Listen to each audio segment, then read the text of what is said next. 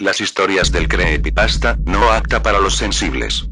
Estoy usando esta voz, porque me parece mejor que la voz terrible, ya que esta es más clara. ¿Ok?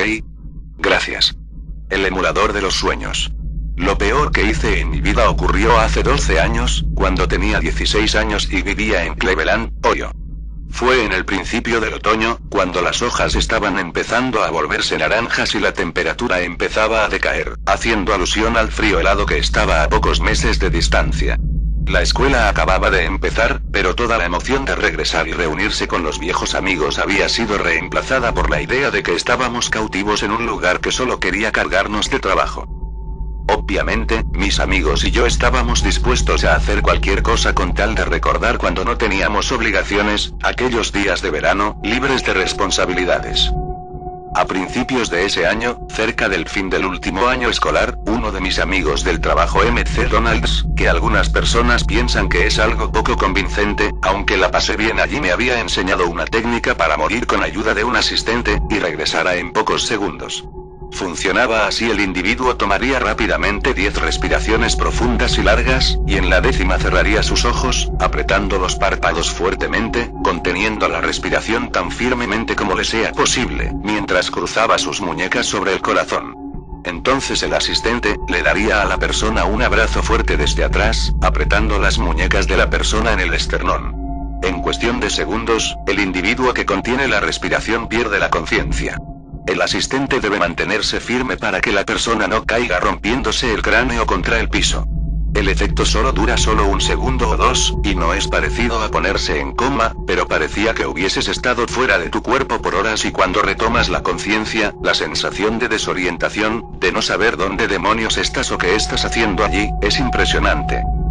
Sé que hay algunas personas que quedan: ¿qué carajo? ¿Sos retrasado o algo así? Y sí, ahora sé que probablemente matábamos millones de neuronas cada vez que moríamos, y creo que probablemente mi memoria también se ha visto afectada por ello. Pero yo era un chico de 16 años, aburrido como el infierno, y pensaba que era genial obtener los efectos y las luces que uno ve luego de un puñetazo en la cara sin pasar por el dolor de recibir un puñetazo. Le diría de intentarlo para que lo pruebes por ti mismo, pero luego de lo sucedido, nunca se lo recomendaría a nadie. Otro efecto secundario interesante de esto, que fue en realidad la causa real por lo que lo hacíamos, era porque mientras estabas fuera de tu cuerpo, siempre estabas lúcido y tenías sueños vividos, que podías recordar fácilmente al despertar. Después de todo, solo había dormido durante unos segundos.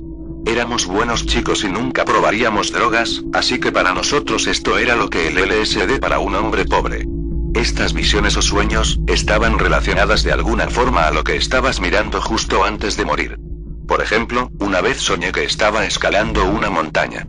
Estaba en la cima de los Himalayas o algo así, pero había un pasamanos allí. ¿Quién diablos pone un pasamanos de escalera de 20.000 pies? Cuando volví a mi cuerpo y recordé dónde estaba, me di cuenta de que había estado mirando la escalera que se encontraba en una esquina de la sala de estar de mi novia.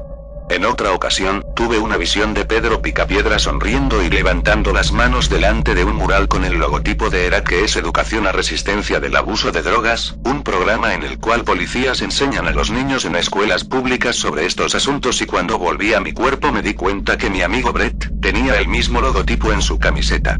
Ahora, ¿de dónde salió Pedro Picapiedra? No tengo idea. Las visiones siempre eran sobre cosas mundanas, nunca nada raro. Ese día, como les dije, hacía un mes que estábamos en época de clases y ya estábamos hartos de ella. Estábamos un sábado en el campo, que en realidad era una dependencia de la compañía eléctrica para instalar sus líneas de alta tensión. Algunos estábamos sentados en las vigas de las torres de alta tensión, en la parte de abajo. Mi amigo Mike subió hasta el segundo nivel de las vigas, para estar más alto. Pensé que era algo estúpido, pero yo soy el que alucinaba haciendo llegar poco oxígeno a mi cerebro. Era un cálido día de octubre y el cielo estaba gris. Poco a poco, el cielo fue oscureciendo cada vez más. Y en Cleveland, eso probablemente significaba que en cualquier momento la temperatura podría descender rápidamente, y si éramos realmente desafortunados, una lluvia helada podría empezar a caer. El aire estaba cargado y pesado, y se podía oír el leve zumbido de los cables de alta tensión sobre nosotros. Definitivamente no quería pasar los últimos momentos de una linda tarde de sábado subiéndome a una torre de alta tensión, saltar al suelo y quejarme luego del dolor en mis pies, solo para hacerlo una y otra vez como estúpidos. «Hey, vamos a morir por un rato», dije. Para ese tiempo, dejar nuestro cuerpo no era tan divertido como cuando lo descubrimos, pero era muchísimo mejor que lo que estábamos haciendo. Vince estaba de acuerdo, al igual que Richard, pero Mike, el que saltaba de la torre más alto que nosotros, preguntó de qué carajo estábamos hablando. «Mierda, ¿nunca te indujiste el desmayo antes?», preguntó Vince. Mike respondió que no, él había estado todo el verano en casa de su madre y no sabía de todo lo que habíamos hecho nosotros. «Amigo, tienes que probar esto. Mira, te mostraremos». Vince y yo nos bajamos de la torre, cayendo de pie en el césped. Yo hice las 10 respiraciones profundas, apreté los ojos y contuve la respiración. Entonces sentí a mi amigo presionar sus brazos contra mi pecho y de repente, como si fuese lo más natural del mundo, una langosta gigante estaba trepándose a una jaula para langostas, bajo el mar. Algas marinas crecían del fondo de arena bajo mis pies. Lo siguiente que recuerdo es que cuando desperté Vince y Richard me estaban preguntando: «Amigo, ¿qué has visto? ¿Qué has soñado?». La parte de atrás de mi cabeza me dolía mucho. Me estaba matando. «Mierda, ¿me dejaste caer?», pregunté. Yo no era muy pesado, pero Vince era bastante débil. Él solo se quedó ahí, mirándome, y Richard me dijo que me había dejado caer. Me preguntaron nuevamente qué vi. Me froté la cabeza y dije que una langosta, que estaba pellizcándole la cabeza de Vince con sus tenazas. Me volví hacia Mike y le dije: «¿Ves? Es increíble. Tienes que probarlo». «Y una mierda», respondió, «no me fío lo suficiente de ninguno de ustedes, lo suficiente como para hacer eso. Vamos, hombre. Tienes que probarlo. No es más peligroso que estar trepado allí. Te prometo que no te dejaré caer como este idiota lo hizo conmigo», le dije. Él miró de la forma que hacen esas personas cuando están decidiendo algo, si lo que están haciendo vale la pena el riesgo o la dificultad. Saltó de donde estaba, se incorporó y dijo: «Bien, solo una vez». Si al menos lo hubiese pensado un poco más, o se hubiese negado. Repitió las 10 respiraciones profundas, conmigo como asistente para asegurarse de que no caería. Contuvo la respiración y yo lo ayudé a caer en ese otro lugar. Es algo que siempre me lamenté, y cuando pienso en todas las cosas que desearía haber hecho de otra manera en mi adolescencia. Chicas por las que no me jugué lo suficiente, clases en las que tuve que haberme esforzado más y todas esas cosas que nunca tuve que haber hecho, como haberle dado ese abrazo de oso a Mike, llevándolo a un estado de inconsciencia. Sentí el cambio del peso muerto en mi pecho, y él era un chico robusto, así que me aseguré de dejarlo suavemente en el piso para que no se lastimara. Justo cuando tocó el suelo, volvió en sí. Despertó gritando: «¡Mierda! ¡Mierda! ¡Aléjense de mí, aléjense de mí!», gritaba, al tiempo que se levantó de un salto agitando sus brazos alrededor de su cabeza.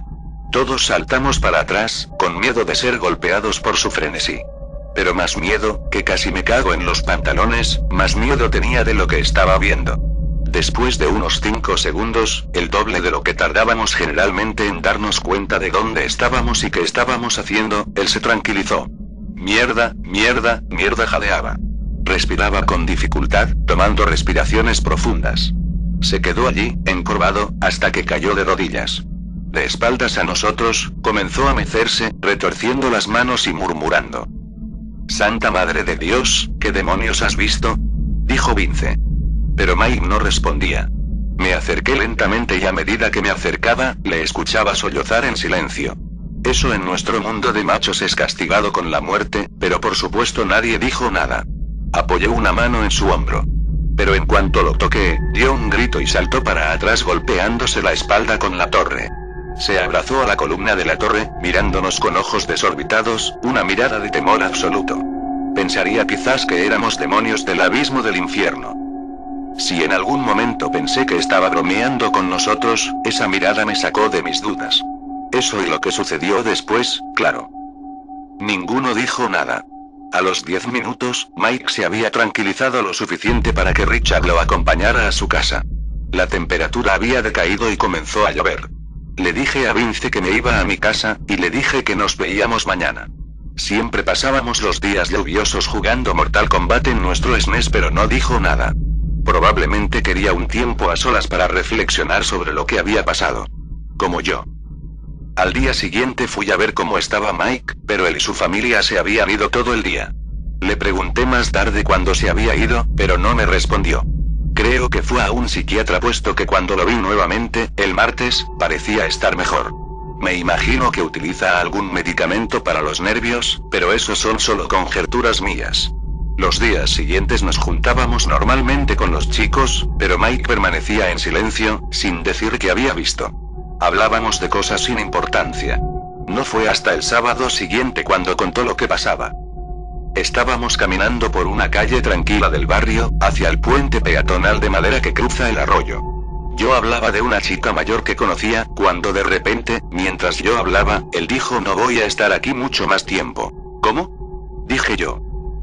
¿Vendrán de nuevo esta noche? Yo no creo que sea capaz de aguantar esta vez. ¿De qué estás hablando? ¿Quién vendrá esta noche, Mike? Las manos. Las voces. En ese punto yo ya estaba asustado. Balbuceé estúpidamente un par de veces y luego dije, estúpidamente, ¿qué manos? Por la noche miro el árbol por la ventana y luego todo se pone negro. Y veo decenas, cientos, miles de ellas empujando contra el vidrio. ¿Y tú qué haces entonces? Pregunté. Retrocedo. Durante toda la noche. Pero estoy cansado. No puedo mantenerlas más tiempo fuera. ¿Y las voces?